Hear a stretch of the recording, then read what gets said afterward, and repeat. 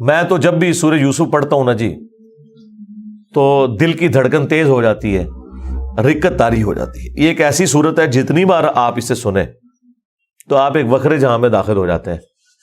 کیا سوز و گداز ہے، ایک شخص جو اللہ کا پیغمبر ہے اسے اپنے بھائیوں سے تکلیف اٹھانی پڑ رہی ہے جو کہ خود ایک پیغمبر کی اولاد ہے، کافر بھی نہیں ہے، اور پھر اللہ تبارک و تعالیٰ انہیں کہاں سے اٹھا کر اس وقت کی جو سب سے بڑی آپ سمجھ لیں امپائر تھی اس کی سب سے کریٹیکل پوسٹ کے اوپر پہنچا دیتے ہیں۔ اور بیسیکلی اس میں نبی الاسلام کو بھی تسلی تھی کہ آج تو آپ کو مشرکین عرب کی تکلیفیں اٹھا کر مکے سے مدینے ہجرت کرنی پڑ رہی ہے، لیکن ایک دن آئے گا کہ آپ فاتح کی حیثیت سے مکے میں واپس آئیں گے۔ جس طرح آپ کے قبیلے کے لوگوں نے، قریش نے، جو اعلان نبوت سے پہلے آپ سے اتنی محبت کرتے تھے کہ آپ کو صادق اور امین کہتے تھے، اس لیول پہ آپ سے دشمنی نبھائی کہ آپ کو اپنا علاقہ چھوڑنا پڑ گیا۔ ایک دن آئے گا انہی لوگوں میں آپ فاتح بن کر آئیں گے اور اس وقت آپ بادشاہ ہوں گے، اللہ کے خلیفہ ہوں گے، اختیار آپ کے پاس ہوگا۔ جس طرح کہ یوسف علیہ السلام کو ان کے بھائیوں سے تکلیف پہنچی اور انہوں نے ان کو بیچ دیا، وہ غلامی کی زندگی انہیں گزارنی پڑی، اس کے بعد جیل کی زندگی، اور الٹیمیٹلی اللہ تعالیٰ نے انہیں مصر میں آپ سمجھ لیں بے تاج بادشاہی بنا دیا۔ لیکن وہاں پہ بھی اینڈ رزلٹ کیا نکلا؟ لا تثریب علیکم اليوم، آج کے دن میں تم پہ کوئی گرفت نہیں کروں گا۔ اور یہاں پر بھی نبی علیہ السلام بھی جب آپ کو پتا ہے مکے میں داخل ہوئے تو آپ نے وہی الفاظ دہرائے جو یوسف علیہ السلام نے دہرائے تھے، لا تثریب علیکم اليوم، آج میں تم پہ کوئی گرفت نہیں کروں گا۔ یار یہ اخلاقیات پیغمبروں کے ہی ہوتے ہیں، یہ حوصلہ پیغمبروں کے اندر ہی ہوتا ہے۔ اللہ تعالیٰ ایک خاص انہیں یہ ملکہ دے دیتا ہے، وہ اپنے نفس پر اتنا قابو پا لیتے ہیں کہ اپنے دشمنوں کے لیے اتنا نرمی کا رویہ تمام اختیار کے باوجود، یہ نبیوں کا ہی خاصہ ہے۔ اللہ تعالیٰ ہمیں بھی اس طرح کے اخلاق میں سے حصہ عطا فرمائے، آمین۔ اچھا، ایران والوں نے یوسف علیہ السلام کی پوری یہ جو بایوگرافی سورہ یوسف میں آئی ہے، اس کے اوپر ایک تفصیلی فلم 45 اقساط کے اوپر بنائی ہے فارسی زبان کے اندر، اور کئی زبانوں میں اس کی ڈبنگ ہو چکی ہے۔ عربی کے اندر ہو چکی ہے ڈبنگ، اردو زبان کے اندر پیغام والے جو ہیں کراچی کے پروفیشنل ڈبنگ انہوں نے کی ہے۔ آپ کو لگتا ہی نہیں ہے اردو میں فلم بنی ہے یا فارسی میں، اتنی پروفیشنل اس کی ڈبنگ ہے۔ اس میں انہوں نے وہ پورے حالات و واقعات فلمائے ہیں اور آپ کو اس زمانے میں پہنچا دیا ہے۔ آپ یوسف علیہ السلام کے جو قید کے سال ہیں نا، وہ آپ کو بس وہ اس فلم کو دیکھ کے اندازہ ہوگا کہ یہ کیا تکلیف ہے جو انہوں نے کاٹی ہے، اور ایک چھوٹے سے بچے نے جو تکلیفیں اپنے بھائیوں سے کاٹی، ایسا بچہ کہ جس کی ماں بھی فوت ہو چکی ہے۔ میں کہتا ہوں نہیں، وہ فلم تو آپ جتنی بار دیکھیں، وہ ڈرامہ سیریل، انسان کے آنسو نہیں رکتے جس پرفیکشن کے ساتھ انہوں نے اسے فلمایا، اور ریالٹی تو اس سے بھی زیادہ دردناک ہوگی۔ تو ظاہر ہے اب یہ ایک فلم بن چکی ہے، اور میں نہیں سمجھتا کہ وہ مسلمان جو روزانہ ہالی ووڈ یا بالی ووڈ کی فلمیں دیکھ کر سوتے ہیں، ان سے یہ ڈرامہ سیریل مس ہو جائے، انہیں ضرور دیکھنی چاہیے۔ اور توحید جس طریقے سے انہوں نے اس میں بیان کی ہے، کمال کی توحید بیان کی ہے۔ چند ایک جگہوں پہ آپ کو اختلاف ہو سکتا ہے، لیکن اوورآل جس طریقے سے انہوں نے اسے فلمایا، ایک صحیح ایمان جو ایک مسلمان کے دل میں جاگزی ہونا چاہیے، وہ انہوں نے واقعی اس کے اندر فلما دیا۔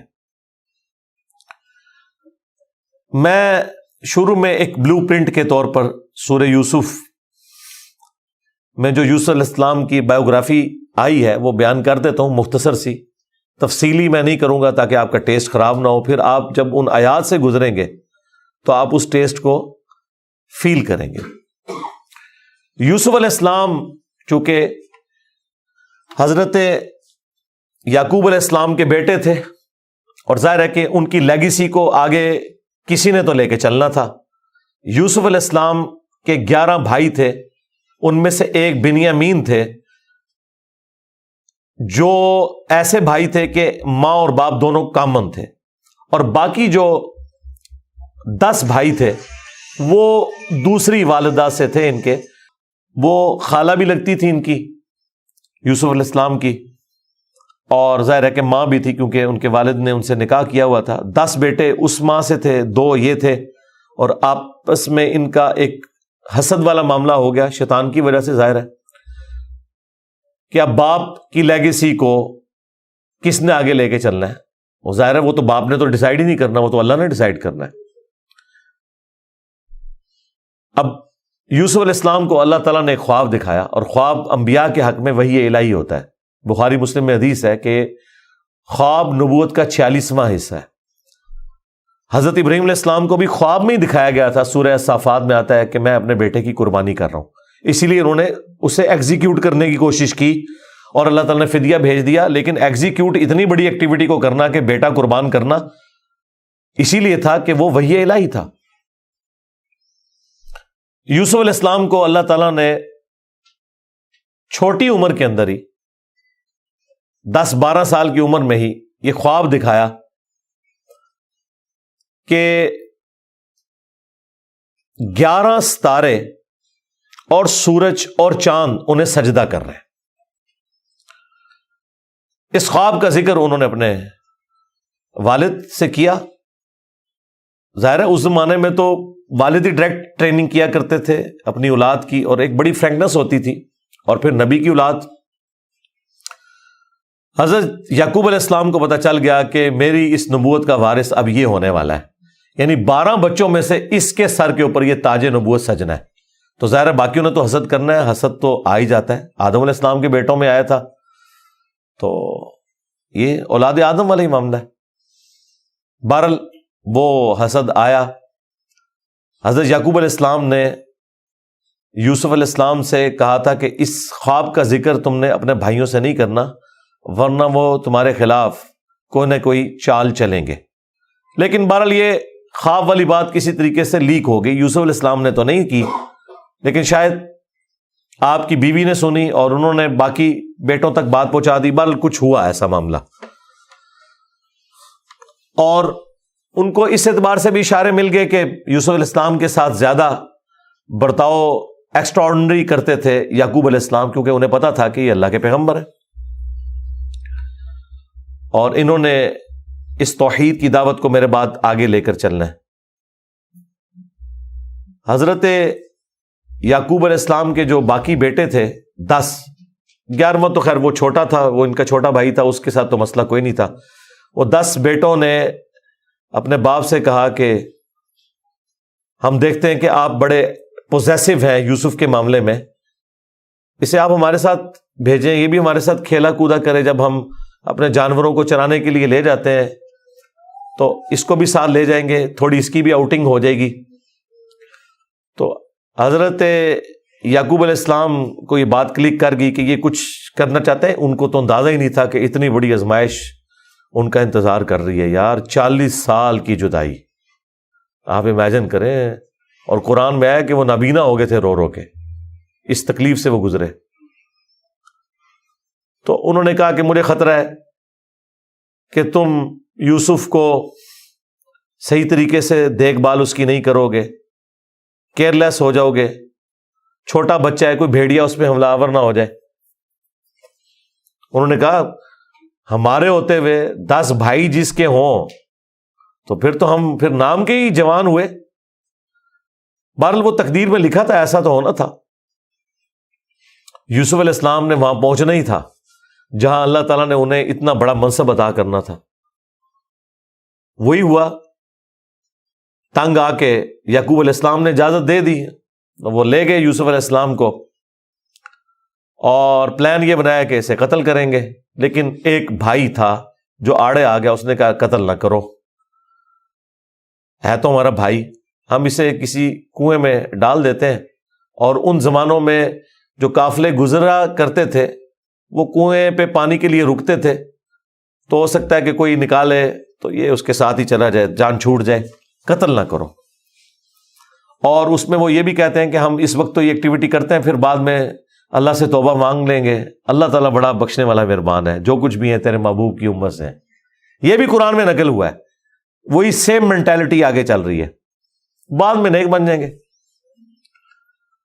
اور انہوں نے ڈرامہ بازی یہ کی کہ یوسف علیہ السلام کے کرتے کے اوپر کسی بھیڑیے کا خون مال لیا اور کہا کہ ہم تو اسے سامان کے پاس چھوڑ کے گئے تھے، پیچھے سے بھیڑیا آیا اور یوسف کو کھا گیا، اور یہ اس کی قمیض ہے۔ عشاء کے وقت روتے ہوئے آئے، رات کے وقت قرآن کے الفاظ ہیں۔ حضرت یعقوب علیہ السلام کو سمجھ آ گئی کہ یہ میری آزمائش شروع ہو گئی ہے، کیونکہ توحید ایک ننگی تلوار ہے۔ انہیں سمجھ آ گئی تھی کہ میں نے اپنے بیٹے سے جو اتنی شدید محبت رکھی ہے نا، اللہ تعالیٰ مخلوق کی محبت کو برداشت نہیں کرتا، ایٹ لیسٹ ایک پیغمبر کے دل میں اس ایکسٹریم لیول کے اوپر جا کر۔ تو میری آزمائش شروع ہو گئی اب۔ تو انہوں نے کوئی بحث نہیں کی، انہوں نے کہا میں صبر کروں گا جو کچھ ہوا۔ ان کو پتا تھا کہ یہ اب اللہ کا فیصلہ ہے، کرنے سے کچھ نہیں ہونا۔ جو کوئی تھوڑی بہت کوشش کی وہ کی، انہیں اینڈ پہ ان کا میں اب صبر ہی کروں گا، جو اللہ اس کے لیے فیصلہ کرے وہی ہوا۔ ایک قافلہ وہاں سے گزر رہا تھا، انہوں نے پانی کے لیے ڈول ڈالا، اور یوسف علیہ السلام کو اللہ تعالیٰ نے قرآن میں آیا کہ یوسف کو ہم نے تسلی دی کہ ایک دن آئے گا کہ تم اپنے بھائیوں کو بتا دو گے جو انہوں نے یہ غلطی کی تھی، ہم تمہیں سرخرو کریں گے۔ بہرحال ابھی تو تمہارے لیے یہ طے ہو گیا، اور ظاہر جبرائیل علیہ السلام آنا شروع ہو گئے چھوٹی عمر میں ان کے پاس، ان کی تسلی کے لیے، اسی لیے ڈھارس بندی۔ انہوں نے پانی کے لیے ڈول ڈالا، یوسف علیہ السلام نے وہ پکڑا اور باہر نکل آئے، اور بھائی جو ہیں چھپ کے یہ منظر دیکھ رہے تھے۔ انہوں نے کہا یہ نہ ہو یہ پھر واپس آ جائے۔ انہوں نے چند ٹکوں کے عوض، چند دراہم کے عوض بیچ دیا، کہا یہ ہمارا غلام تھا، تو بھاگ کے آئے، یہ ہمارا غلام ہے، اور جان چھڑائی اس طریقے سے۔ یوسف علیہ السلام بھی چپ کر کے چلے گئے، انہیں پتا تھا کہ میرے لیے فیصلہ ہو چکا ہے، اور کس تکلیف سے وہ مصر تک پہنچے، اور وہاں پہ غلاموں کا بازار لگتا تھا وہاں بیچنے کے لیے، عبرانی غلام، اور پڑھنا لکھنا بھی جانتے تھے، ذہین بہت تھے۔ تو عزیز مصر وہاں سے گزر رہا تھا، یعنی آپ سمجھ لیں بادشاہ کے بعد جو سیکنڈ پوسٹ ہوتی ہے۔ اس نے دیکھا کہ یہ تو شکل ہی غلاموں والی نہیں ہے، یہ کوئی ایکسٹرا آرڈنری بندہ ہے۔ اس نے خرید لیا اور لا کے اپنی بیوی سے کہا کہ یہ میں خرید کے لایا ہوں، اولاد تو ہماری کوئی نہیں، ہو سکتا ہے ہم اسے ہی اپنا بچہ بنا لیں۔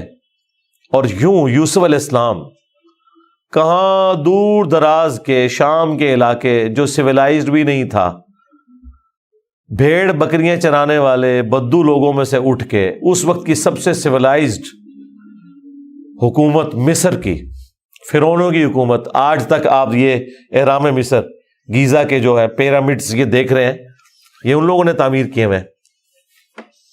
وہاں پہنچ کے، اور قرآن کے الفاظ ہیں کہ ہم نے یوں اس کے لیے معاملہ آسان کر دیا کہ وہ عزیز مصر کی تربیت میں رہے اور علم حاصل کرے۔ ظاہر ہے کہ وہ کتنی بڑی بڑی میٹنگز ہوتی ہوں گی، جس میں میٹنگ کا ارینجمنٹ کرنا، کھانے پینے کا ارینجمنٹ کرنا، اور ایک خادم کی حیثیت سے باتیں بھی سنتے ہوں گے۔ یوں اللہ تعالیٰ نے ان کی لرننگ کروائی، اور یوں وہ جوانی کی عمر کو پہنچ گئے۔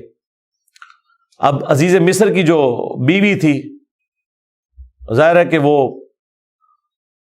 ادھر کا جو ماحول تھا ایک بے حیائی کا، اس کا وہ شکار تھی۔ وہ صرف وہ نہیں تھی، باقی عورتیں بھی تھیں۔ اس کی قسمت مری ہوئی تھی اس اعتبار سے کہ آزمائش سب سے پہلے اس پہ پڑی۔ یوسف علیہ السلام کو اللہ تعالیٰ نے حسن دیا ہوا تھا، تو وہ ان پہ فریفتہ ہو گئی، اور اس نے کوشش کی کہ انہیں برائی پر آمادہ کرے۔ دروازے بند کر دیے، قرآن کے الفاظ ہیں، برائی کی طرف بلایا۔ پہلے بلایا تو کسی اور کام سے تھا، اور اللہ تعالیٰ نے قرآن میں کہا کہ اس عورت نے یوسف کا قصد کیا، یوسف بھی قصد کر لیتا اگر اپنے رب کی نشانی نہ دیکھ لیتا، برہان۔ اور وہ نشانی قرآن میں نقل نہیں ہوئی، اسرائیلی روایتوں میں ملتا ہے کہ ان کو ان کے والد یعقوب علیہ السلام کی شبیہ دکھائی گئی، جو کہ یوں انگلی سے اشارہ کر رہے تھے کہ بیٹا یہ کام نہیں کرنا، اس طرف نہیں آنا۔ تو وہ بچ کے، ظاہر ہے اللہ نے فرمایا کہ یہ ہمارے مخلص بندے تھے، یعنی مخلص چنے ہوئے، ایک لفظ ہے مخلص جو اخلاص شو کرتا ہے، ہم مخلص ہونے کی کوشش کرتے ہیں، لیکن مخلص پیغمبر ہوتے ہیں جنہیں اللہ اپنے لیے خالص کر لیتا ہے۔ اللہ نے کہا ہم نے بچایا، یعنی انبیاء بھی جو بچتے ہیں نا برائیوں سے، وہ اللہ کی مدد کی وجہ سے۔ بہرحال اس تکلیف سے وہ گزرے، خبر لیک ہو گئی، کیونکہ جب اس نے قصد کیا تو یوسف علیہ السلام بھاگے، اللہ تعالیٰ نے معجزانہ طور پر وہ دروازے کھول دیے، اور یہ سین جس طریقے سے انہوں نے فلمایا ہے پہنچا دیا جی انہوں نے اس جگہ پہ، اس فلم کے اندر ایران والوں نے۔ بہرحال قرآن کے الفاظ ہیں، جب وہ دروازے کے اوپر پہنچے تو وہاں سے عزیز مصر آ گیا، اور پیچھے عورت بھی ہے تو اسے بھی شک پڑ گیا۔ وہاں پہ کوئی سیانہ بندہ تھا جس نے کہا کہ یہ دیکھو کہ اگر یوسف کی قمیض آگے سے پھٹی ہوئی ہے تو یوسف جو ہے وہ مجرم ہے، اور اگر یہ پیچھے سے پھٹی ہوئی ہے تو پھر وہ عورت مجرم ہے، کیونکہ یوسف علیہ السلام بھاگے تھے، اس نے پیچھے دوڑ لگائی ان کو پکڑنے کے لیے، تو پیچھے سے قمیض پھٹی ہوئی تھی اور وہ پیچھے سے پھٹی نکلی۔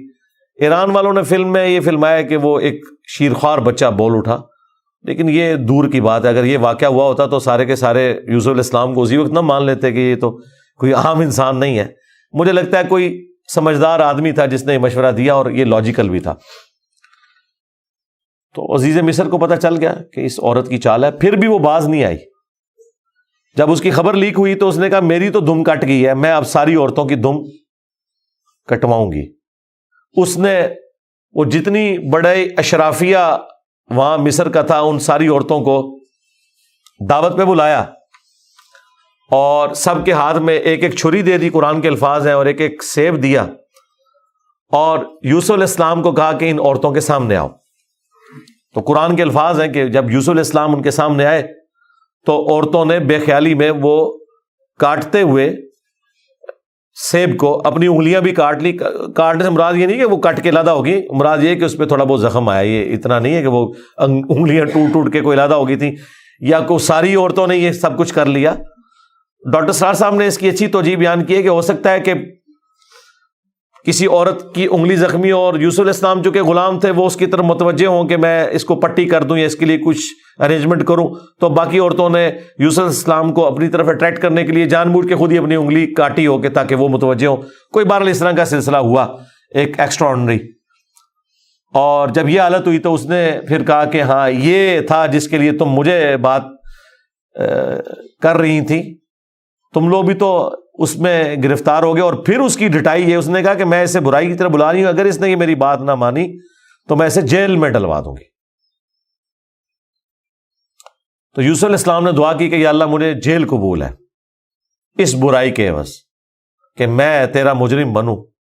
دیکھیں کوئی گناہ بھی نہیں کیا، برائی سے بچے ہیں، ہم ہوں تو ہم کہ ہمیں انعام ملے، وہ کہہ رہے ہیں مجھے انعام میں جیل مل جائے کہ میں ان کے شر سے بچ جاؤں۔ بہرحال پھر وہ بہانہ کر کے ان عورتوں نے جھوٹے الزامات لگا کے یوسف علیہ السلام کو جیل میں ڈلوا دیا۔ یوسف علیہ السلام بھی راضی تھے، ٹھیک ہے چلے گئے۔ آلموسٹ 9 سے 10 سال تک وہ جیل میں رہے، اور وہ جیل کا جو انہوں نے سین فلمایا ہے وہ بندہ دیکھ نہیں سکتا، جو وہاں پہ کس پرسی کی حالت تھی بہرحال انہوں نے گزاری، لیکن آپ کے اخلاق سے متاثر ہو کے دعوت توحید بھی وہاں پہ پہنچی۔ اور اسی دوران 2 ایسے قیدی تھے کہ ان دونوں نے الگ الگ خواب دیکھے، اور انہوں نے یوسف علیہ السلام سے کہا کہ آپ اچھے بھلے معلوم ہوتے ہیں، اگر آپ تعبیر بتا سکتے ہیں۔ انہوں نے کہا میں اس کی تعبیر جو بتاؤں گا وہ تعویل ہوگی، پھر وہ مقدر ہو جائے گی۔ اور وہ خواب انہوں نے اپنا بیان کیا۔ ایک نے خواب یہ بیان کیا کہ میں نے یہ دیکھا کہ میں اپنے رب یعنی اپنے اس بادشاہ کو شراب نچوڑ کے دے رہا ہوں۔ دونوں کے قتل کے فتوے جاری ہو چکے ہوئے تھے۔ تو یوسف علیہ السلام نے اسے کہا کہ تم عنقریب چھوٹ جاؤ گے۔ دوسرے نے دیکھا کہ میرے سر کے اوپر روٹیوں کا ایک ٹوکرا ہے اور اس سے جانور پرندے کھا رہے ہیں، تو ان کا تم سولی دیے جاؤ گے اور تمہاری لاش سے جانور کھائیں گے. اور وہی ہوا.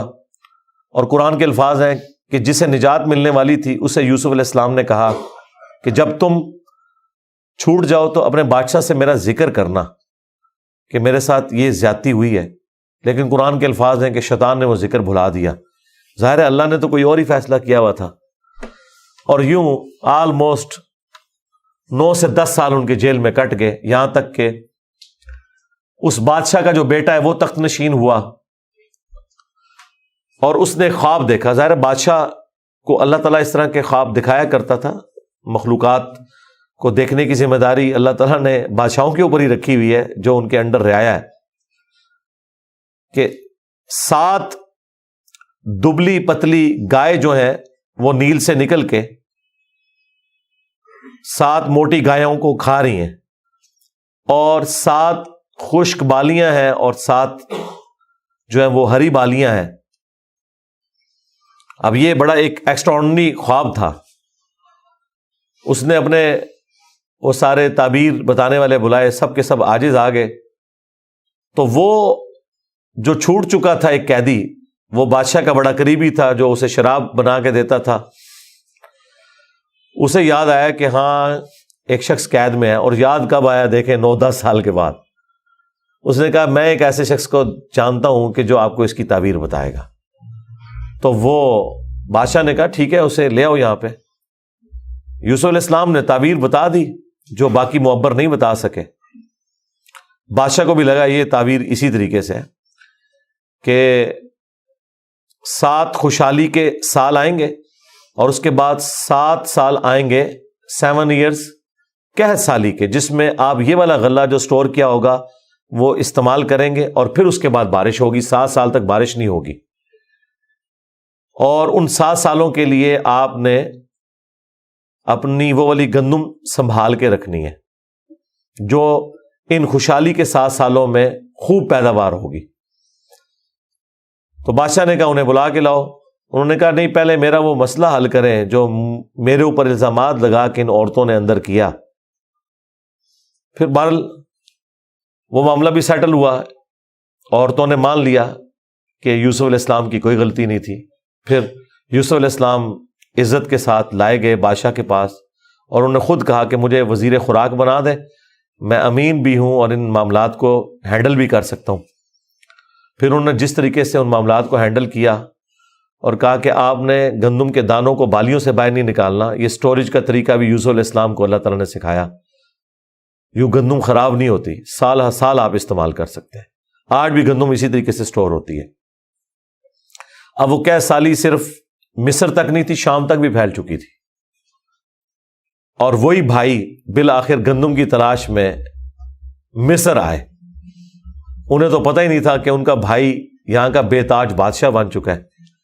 یوسف علیہ السلام نے انہیں پہچان لیا. ان تو سوچا ہی نہیں تھا کہ یہ سب کچھ ہوا. کوئی اس وقت انٹرنیٹ کوئی اس طرح کی تو چیز ہے ہی نہیں تھی. تو یوسف علیہ السلام نے انہیں غلہ دیا اونٹ بھر کے, اور جاتے ہوئے خادمین کو کہا کہ ان کی جمع پونجی بھی آپ نے ان کے اسی سامان کے اندر رکھ دینی ہے تاکہ یہ متاثر ہوں اور اگلی دفعہ پھر آئیں. اور پھر ان سے انٹرویو کیا تو انہوں نے کہا ہمارے تو اس طرح بھائی ہیں, ایک بھائی ہے وہ ہمارے والد صاحب تو اس کو اپنے سے جدا نہیں ہونے دیتے, اس کے اندر وہ اپنے اس بیٹے کو تلاش کرتے ہیں جسے بھیڑیا کھا گیا تھا, اور وہ بیٹا سامنے تھا. یوسف علیہ السلام کے بارے میں اللہ تعالیٰ فرماتا ہے کہ یوسف علیہ السلام یہ باتیں سن رہے تھے اور دل ہی دل میں کہہ رہے تھے کہ تم ظالم ہو, لیکن اللہ کی طرف سے اجازت نہیں تھی. ان کا اچھا پھر تم دیکھ رہے ہو اس بھائی کا بھی سامان میں تمہیں دیتا ہوں, اگلی بار اس بھائی کو ساتھ لے کے آؤ گے ورنہ میں تمہیں سامان نہیں دوں گا. ظاہر کسی بہانے سے تو بلانا تھا نا. اور واپس جب پہنچے انہوں نے دیکھا یہ تو اتنا فیاض بادشاہ ہے, اس نے تو ہماری وہ جمع پونجی جو بھی تھا, کوئی کاٹن لے کے گئے تھے, اس وقت تو بارٹر سسٹم ہوتا تھا نا, وہ واپس کر دی ہے. تو اپنے والد سے کہا کہ آپ اپنا وہ بیٹا بھی بھیجیں, وہ تو بڑا اچھا بادشاہ ہے. تو ان کا نا ایک دفعہ تم اسی کے بھائی کو لے گئے تھے وہ واپس نہیں آیا, اس کو تو میں اب الگ نہیں کروں گا. ان کا ابا جی پھر بھوکے ہی مریں گے. آپ کون سے شیخ عبد القادر جیلانی ہے کہ آپ نگاہ مار کے یہ کچھ کر لیں گے؟ ہاں تو اور کیا, گندم کے لیے انبیاء ان کی اولادیں اور یہ تو ہمیں سکھاتے ہیں کہ جی بڑے سے بڑا غوث قطب ابدال کسی صحابی کے پاؤں کی خاک بلکہ گھوڑے کے قدموں کی خاک نہیں ہے. تو قرآن میں تو کچھ اور ہی مل رہا ہے. اب بڑی فاقے آ رہے ہیں کہ کیا کریں. ان کا ٹھیک ہے بس دوسرا بھی اب دیتا ہوں. اور پھر اس میں انہوں نے ایک جملہ بولا کہ قریب ہے کہ اللہ تعالیٰ مجھے میرا یوسف بھی واپس کر دے. انہیں پتا چل گیا کہ ابھی بھی میری آزمائش باقی ہے. میں نے یوسف کو بنیامین میں تلاش کرنا شروع کر دیا تھا. ابھی بھی وہ والی کامل توحید جو اللہ کو ریکوائرڈ ہے نا, جو پیغمبر سے ریکوائرڈ ہے, ایکسٹرا آرڈنری, والذین آمنوا اشد حبا للہ, اس کا بھی اعلیٰ ترین درجہ. تو انہوں نے کہا بہرحال مجھ سے پکا عہد کرو کہ اس بھائی کو واپس لے کے آؤ گے یہاں تک کہ سارے قتل ہو جاؤ, پھر تو معافی ہے, ادروائز تم لوگ زندہ واپس آئے اور اس کو نہ لائے میں تمہیں معاف نہیں کروں گا. ان کا جی ابا جی عہد کرتے ہیں, جی بے فکر ہو جائیں آپ, ایسے ہی ہوگا. لے گئے. اب وہاں تو یوسف علیہ السلام نے پلان کیا تھا. جاتے ہی انہوں نے بنیامین کو تو اپنے پاس بلا کے کہا کہ میں تیرا وہ گم شدہ بھائی یوسف ہوں. بلکہ ان کی نظر میں تو وہ سمجھ لیں فوت ہی ہو چکے تھے. اور کہا کہ اپنے بھائیوں کو نہیں بتانا تم نے, میں ایک طریقے سے تمہیں یہاں روکوں گا کیونکہ بادشاہ کے قانون میں تمہیں روک نہیں سکتا. تو اس کے لیے قرآن میں الفاظ ہیں کذالک کدنا لیوسف, ہم نے یوسف کو یہ تدبیر سکھائی تھی, ایک ہیلا سکھایا کہ وہ بادشاہ کا ایک قیمتی پیالہ تھا جو بنیامین کے سامان میں انہوں نے واپسی پہ رکھوا دیا, اور جب وہ واپس جانے لگے تو پیچھے سے آواز لگائی گئی قافلے والوں تم چور ہو. اور یوسف علیہ السلام کو پتا تھا کہ بنی اسرائیل میں چوری کی سزا یہ ہے کہ وہ شخص پھر غلام بن جاتا ہے جس کی اس نے چوری کی ہوتی ہے. ان کا بتاؤ اگر کوئی چور نکلا, ان کا جس کے سامان میں نکلا وہ آپ رکھیں اس بندے کو.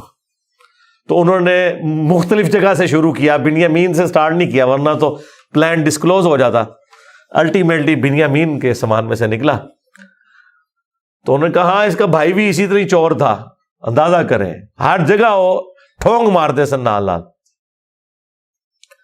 تو اچھا یہ پھر ایران والوں نے اس فلم میں کھولا ہے کہ وہ کس چوری کی طرف اشارہ کر رہے تھے. وہ یوسف علیہ السلام سے ان کی پھوپھی بڑی محبت کرتی تھی, وہ لے گئی تھی اور وہ ان کو اپنے پاس رکھنا چاہتی تھی. تو انہوں نے کہا کہ میرا فلاں قیمتی کپڑا جو ہے وہ چوری ہو گیا ہے, حالانکہ وہ چوری نہیں ہوا تھا. اور وہ یوسف علیہ السلام کے سامان سے انہوں نے ریٹریو کیا, اور اس کے بدلے میں یعقوب علیہ السلام کو کچھ عرصہ اپنے اس بیٹے کو اپنی بہن کے پاس چھوڑنا پڑا. تو یہ ان کو کلک کر گیا آئیڈیا, یہی والا آئیڈیا انہوں نے اپنے بھائیوں کے اوپر بھی اپلائی کیا. اور ان کے بھائیوں کا بھی اشارہ اسی طرف تھا کہ اس نے تو بچپن میں اس کا بڑا بھائی بھی چور تھا, حالانکہ اس نے چوری نہیں کی ہوئی تھی, نہ ادھر چوری والا معاملہ تھا. بہرحال ان میں سے ایک بھائی نے کہا بھائی میں تو اب واپس نہیں جاؤں گا, میں تو ابے سے عہد کر کے آیا ہوں کہ بھائی میں تو اپنے بھائی کی یاد میں ادھر ہی رہوں گا جب تک کہ کوئی معاملہ نہ ہو. تم لوگ جاؤ نا ذرا اور جا کے ابا جی کو ساری صورتحال بتاؤ, اور بتاؤ کہ تمہارا یہ بیٹا چور نکلا ہے اور ہم لاکھ قسمیں کھائیں آپ نے ماننا نہیں ہے. تو وہ چلے گئے واپس. پھر حضرت یعقوب علیہ السلام نے ایک خط روانہ کیا, ریکویسٹ بھیجی عزیز مصر کو. انہیں تو نہیں پتا تھا کہ ان کا بیٹا ہی ہے, اور وہ بڑے دردناک انداز میں انہوں نے اس فلم میں فلمایا ہے. الٹیمیٹلی جب وہ اگلی دفعہ واپس آئے, انہوں نے کہا ہمارے ابا جی تو پہلے ہی نابینا ہو چکے ہیں, اب یہ 2 جدائیاں کیسے برداشت کریں گے, آپ رحم کریں, ہم پہ ترس کھائیں. پھر یوسف علیہ السلام نے کہا کہ تمہیں یہ ساری باتیں اس وقت نہیں یاد آئی, تمہیں یاد نہیں تم نے اپنے بھائی کے ساتھ کیا کیا تھا. تو وہ جب سٹوری انہوں نے بیان کرنی شروع کی تو انہیں پتا چل گیا کہ یہ وہی یوسف ہے. تو انہوں نے پوچھا آپ یوسف ہیں؟ ان کا ہاں, دیکھو اللہ نے مجھے کیا کچھ عطا کیا ہے. اور انہوں نے کہا کہ ہمیں معاف کر دیں. انہوں نے کہا لا تثریب علیکم اليوم, آج کوئی گرفت نہیں ہے. شیطان نے یہ ہمارے درمیان جدائی ڈالی تھی, کیونکہ اتنے بڑے منصب تک پہنچنے کے لیے تکلیف بھی تو کاٹنی پڑتی ہے نا. حسین بننا کوئی سوکھا تو نہیں ہے, جنتی نوجوانوں کا سردار بننا ہے تو پھر قربانی تو دینی پڑے گی, اور انبیاء کو یہ پتا ہوتا ہے کہ قربانی سے گزر کے ہی آپ مقام حاصل کرتے ہیں. انہوں نے کہا کہ یہ میری قمیص لے جاؤ, اللہ تعالیٰ نے وحی کے ذریعے مجھے بتائی ہے یہ بات, جا کے میرے والد کی آنکھوں پہ ملو, اللہ تعالیٰ ان کی بینائی کو واپس کرے گا. اور یوں وہاں سے ایک قاصد نکلا, وہ کرتا لے کے یوسف علیہ السلام کا. قرآن کے الفاظ ہیں, حضرت یعقوب علیہ السلام کہتے ہیں کہ اگر تم مجھے مفند نہ سمجھو, وہی المحند عن المفند, قرآن میں الفاظ ہیں یہ, یعنی یہ نہ سمجھو کہ میرا دماغ سٹھیا گیا ہے، تو مجھے تو یوسف کی خوشبو آ رہی ہے۔ اچھا، یوسف کی خوشبو اس وقت نہیں آئی جب وہ بک کے جا رہے تھے، کیونکہ اللہ تعالیٰ نے پردہ ڈالا تھا، ادھر اللہ نے یوسف کی خوشبو، بہرحال وہی بشارت لے کے آیا، آنکھوں کو لگائی، بینائی واپس آ گئی، اور ساتھ خط آیا کہ اب آپ واپس آئیں، یہاں پہ میرے پاس آ جائیں اور بنی اسرائیل کو شفٹ کریں۔ وہ سارے ود فیملی وہاں شفٹ ہوئے۔ وہاں یوسف علیہ السلام آل نال تھے، انہوں نے ایک قطعہ زمین ان کو دیا، اور یوں بنی اسرائیل وہاں پہ آباد ہو گئے، اور پھر حکومتی لیول پہ رہے، یہاں تک کہ وہاں پہ ایک نیشنل موومنٹ غالب آئی اور ان کو غلام بنا لیا گیا، جو کسی زمانے میں بادشاہت انجوائے کر رہے تھے۔ اور پھر ان غلاموں میں اللہ تعالیٰ نے حضرت موسیٰ علیہ السلام کو مبعوث کیا اور فرعونیوں سے نجات دلوائی، ایک منجی اور ہادی بنا کے۔ اور پھر وہ جاتے ہوئے المستدل علاقے میں آتا ہے، یوسف علیہ السلام نے وصیت کی تھی کہ جب کبھی بنی اسرائیل یہاں سے شفٹ ہو تو میری لاش بھی لے جانی ہے۔ پھر وہ لاش بھی لے گئے، اس پہ میری تفصیلی ویڈیو ریکارڈ ہے، آپ یوٹیوب پہ دیکھ سکتے ہیں۔ یہ پورے کا پورا ایک معاملہ تھا، اور پھر وہ آخر میں وہی ہوا کہ سجدہ تعظیمی کیا یوسف علیہ السلام کو ان کے بھائیوں نے اور ماں باپ نے۔ ان زمانوں میں سجدہ تعظیمی جائز تھا، جس طرح کہ آدم علیہ السلام کو فرشتوں نے کیا، اور اس امت میں حرام ہو گیا۔ ابو داؤد میں اور ترمذی میں حدیث ہے کہ اگر میں سجدہ تعظیمی جائز سمجھتا تو بیویوں سے کہتا کہ اپنے خامدوں کو کریں اس حق کے سبب۔ ابو داؤد میں تو الفاظ ہیں، ایک صحابی نے حضور کو سجدہ کیا، آپ نے فرمایا سر اٹھا کیا کر رہا ہے، جب میں فوت ہو جاؤں گا تم میری قبر سے گزرو گے تو کیا مجھے سجدہ کرو گے؟ انہوں نے کہا نہیں یا رسول اللہ۔ فرمایا مجھے کیوں سجدہ کر رہے ہو؟ اگر میں سجدہ جائز سمجھتا تو بیویوں سے کہتا کہ اپنے خامدوں کو کریں۔ اور یہ سجدہ تعظیمی، سجدہ عبادت ہمیشہ سے اللہ کے لیے رہا ہے۔ جبرائیل علیہ السلام نے حضرت آدم کو سجدہ عبادت نہیں کیا، سجدہ تعظیمی تھا۔ ان زمانوں میں ٹو باؤ ڈاؤن بھی ہوتا تھا، جھکا بھی جاتا تھا۔ ہمارے نبی علیہ السلام پر اللہ تعالیٰ نے جو ختم نبوت فرمائی تو توحید بھی ایسی کامل کی ہے کہ اب یہ سب کی سب معاملات ختم۔ ختم نبوت کی برکت سے کشف، الہام، یہ سب کچھ ختم غیر نبی کے اوپر، سوائے بخاری مسلم میں ہے مبشرات، وہ بھی خواب، وہ اللہ کی طرف سے بھی ہو سکتے ہیں، شیطان کی طرف سے بھی ہو سکتے ہیں، نفس کی طرف سے۔ وہ تو وقت پورا ہوگا تو پتہ چلے گا یہ سچا ہے یا جھوٹا ہے۔ باقی نبی علیہ السلام نے کہا اب یہ نبوت کی خبریں ختم ہو چکی۔ اگلے زمانوں میں یہ ہوتا تھا، اللہ تعالیٰ غیبی خبریں دیا کرتا تھا غیر انبیاء کو بھی، اور اگلے زمانوں میں یہ بھی تھا کہ سجدہ تعظیمی ہوتا تھا۔ اللہ تعالیٰ نے توحید بھی اس امت میں کامل کی کہ سجدہ تعظیمی بھی حرام کر دیا، اور اب کسی کے لیے سجدہ نہیں ہے۔ بل وہ سجدہ کیا تو حضرت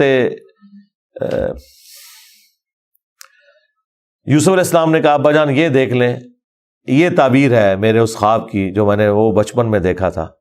سرکار وہ خواب بڑا دیکھا ہے، وہ تعبیر ہوندے اس کا مزہ لوٹنے کے لیے 40 سال کی مشقت، جدائی، وہ بڑی تکلیف دہ چیز ہے۔ وہ جو آخری سین انہوں نے فلمائے ہیں نا، یعقوب علیہ السلام اور یوسف علیہ السلام کی جو ملاقات والا سین ہے، وہ بندہ دیکھ نہیں سکتا۔ اس زمانے میں انہوں نے پہنچا دیا جی، جو ایران والوں نے وہ ڈرامہ سیریل بنائی ہے 45 اقساط کے اندر۔ بہرحال الٹیمیٹلی اللہ تعالیٰ نے اس سے نبی علیہ السلام کو بھی بتایا کہ اگر آپ اس تکلیف سے گزر رہے ہیں نا تو یوسف علیہ السلام نے بھی تکلیف کاٹی۔ ہمارے نبی کی تکلیف پھر اس لیول پہ نہیں گئی، اللہ تعالیٰ نے 8 سال کے اندر ہی فتح مکہ کروا دیا۔ لیکن بہرحال انبیاء کو کیسی کیسی تکلیف اٹھانی پڑتی ہیں۔ یہ واقعات سننے میں بڑے انٹرسٹنگ تو فیل ہو رہے ہیں، لیکن جب آپ وہ فلم دیکھیں گے نا تو آپ کو اندازہ ہوگا کہ جس پہ یہ گزر رہی تھی اس کے لیے کتنی تکلیف دہ چیز تھی، ایک ایک لمحے پہ تکلیف جوڑی ہوئی تھی، اس کو ہم امیجن بھی نہیں کر سکتے۔ آج بات کرنا آسان ہے، اللہ تعالیٰ نے انبیاء کرام علیہ السلام کو تکلیف سے گزار کر مرتبہ دینا ہوتا ہے۔ ہمارے نبی علیہ السلام کو بھی اللہ تعالیٰ نے اتنا جو اعلیٰ مقام عطا فرمایا تو اس کے اگینسٹ پھر انہیں تکلیف بھی برداشت کرنی پڑی۔